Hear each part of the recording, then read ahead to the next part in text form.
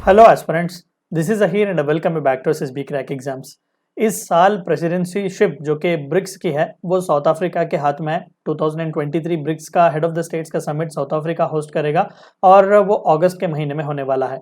अभी रिसेंटली हुआ क्या कि साउथ अफ्रीका जो कि प्रेसिडेंट है ब्रिक्स का, तो उन्होंने नोटिफिकेशन जारी किया और ये अपडेट दिया कि प्रेसिडेंट व्लादिमीर पुतिन जो है इस समिट को फिजिकली अटेंड नहीं होंगे, वर्चुअली वो इस समिट को अटेंड करेंगे और ये म्यूचुअल अग्रीमेंट है, यानी कि साउथ अफ्रीका वालों ने और रशिया वालों ने दोनों ने इसे सहमति दी हुई है।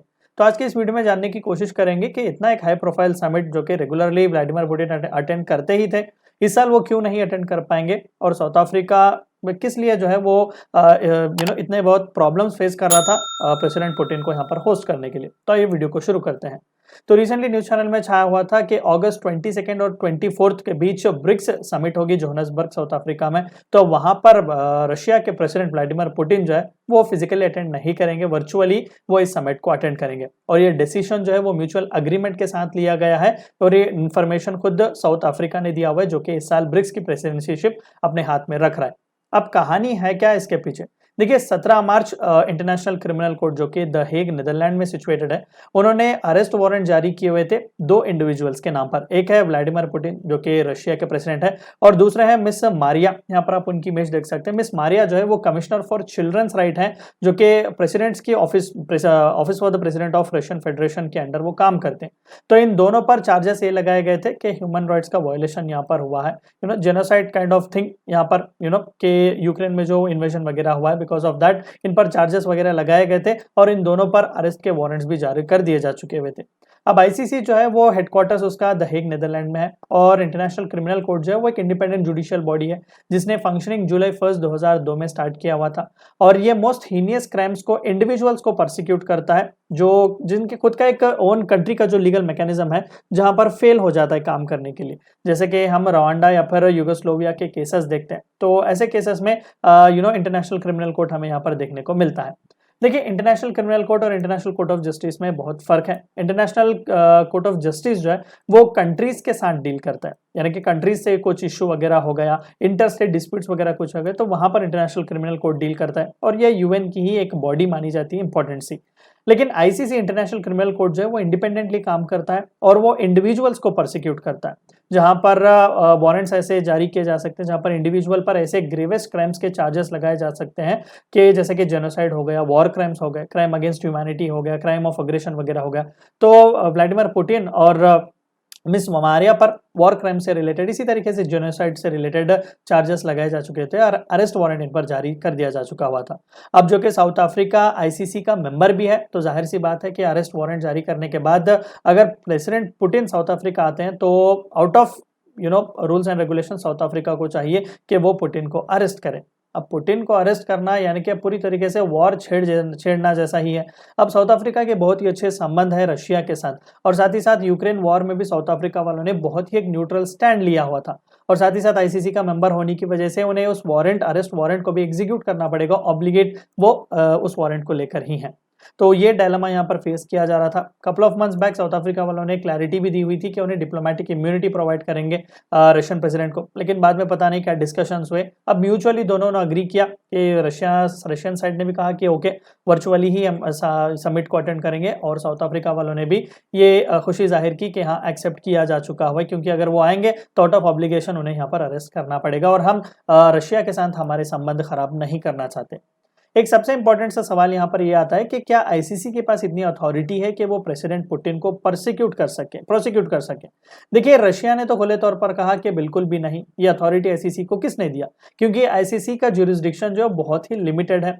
उस ऑफेंस को ही अप्लाई होता है जो कि उसके एग्जिस्टेंस के बाद होते हैं, यानी कि जुलाई 1 2002 के बाद जो भी ऑफेंस है वहां पर उन्हें ये जानकारी वगैरह छानबीन वगैरह कर सकता है और प्रोसिक्यूट कर सकता है। और दूसरा, या तो कोई भी एक कंट्री इसका मेंबर होना चाहिए, यानी कि इसके एग्रीमेंट को या तो रेटिफाई करना चाहिए कोई भी एक कंट्री, तभी जाकर उस मेंबर कंट्री पर आप कोई भी मुकदमा वगैरह चला सकते हैं, इंडिविजुअल को वहां पर नोटिफिकेशन वगैरह देकर अरेस्ट वगैरह भी करवा सकते हैं। तो रशिया ना ही इसका मेंबर है, ना ही सिग्नेटरी है और ना ही उसने इस एग्रीमेंट को कुछ रेटिफाई वगैरह किया हुआ था। तो पूरे 123 स्टेट पार्टीज हैं इस रोम स्टैट्यूट के, जिसके चलते इंटरनेशनल क्रिमिनल कोर्ट जो है वो एस्टैब्लिश किया हुआ था। Even United states of America भी इसका सिग्नेटरी नहीं है और चाइना और इंडिया भी दरअसल आईसीसी के जुरिस्डिक्शन को रिकॉग्नाइज नहीं करते।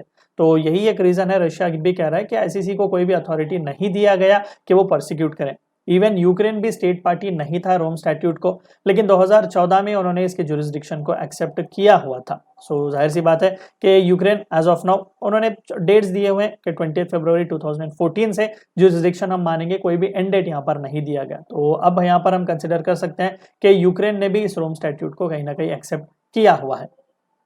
क्या प्रेसिडेंट पुतिन को कोई ना कोई रिस्क है कि वो आउटसाइड रशिया अरेस्ट हो सकते हैं? जब तक वो रशिया में है कोई भी टेंशन नहीं है, कोई भी उन्हें अरेस्ट नहीं करेगा। लेकिन अगर रशिया से बाहर निकलेंगे तो हाँ बिल्कुल, अगर वो किसी भी एक ऐसे स्टेट पार्टी में जाते हैं जो कि आईसीसी का मेंबर है, यानी कि इंटरनेशनल क्रिमिनल कोर्ट का अगर कोई भी स्टेट मेंबर है, तो वहां पर जाने पर उन्हें अरेस्ट किया जा सकता है। इसीलिए तो साउथ अफ्रीका वालों ने मना किया, कहकर कि हम रशिया के साथ रिलेशनशिप्स भी अच्छे रखना चाहते हैं, पुतिन को हम अरेस्ट भी नहीं करना चाहते। लेकिन ये थ्योरी पर ही है, प्रैक्टिकल में कुछ और ही केसेस हैं, मैं आपको इसके एग्जांपल्स भी दूंगा। और ये ऐसा पहली बार हुआ कि आईसीसी किसी एक सिटिंग कंट्री जो कि यूनाइटेड नेशन सिक्योरिटी काउंसिल के परमानेंट P5 नेशंस में से एक नेशन के हेड ऑफ द स्टेट पर इस तरीके से अरेस्ट वारंट जो है वो जारी किया हुआ, ये बहुत ही रेयर केस माना जा रहा है। तो क्या अर्लियर इस तरीके के इंस्टेंसेस हुए हैं? जी बिल्कुल हुए हैं।